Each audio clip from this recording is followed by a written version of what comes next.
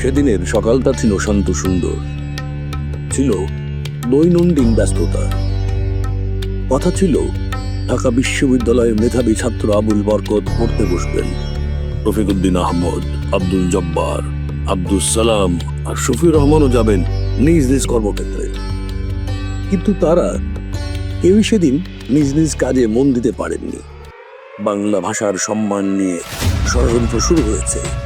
মাতৃভাষা রক্ষা করতে কারফিউ ভেঙে ছাত্র জনতা সমর্থক দেন তারা। হঠাৎ ধেয়ে আসে ছাত্র বলেন, লুকিয়ে পড়েন সালাম, বরকত, রফিক, জব্বার, শফি।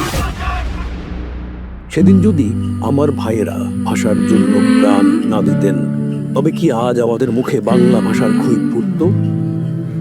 মাতৃভাষার জন্য যারা জীবন দিয়েছেন তাদের নাম আমরা জানি, হয়তো চেহারায় চিনি না। সুইস ভাষা শহীদদের ছবি আর্কাইভ থেকে সংগ্রহ করে শিল্পীদের এবং এআই টুল ব্যবহারের মাধ্যমে যতদূর সম্ভব স্পষ্ট এবং প্রাণবন্ত করার চেষ্টা করেছে।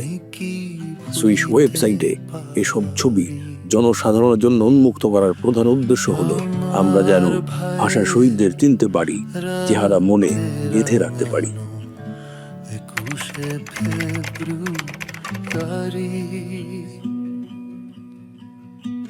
আমি কি ভুলিতে পারি?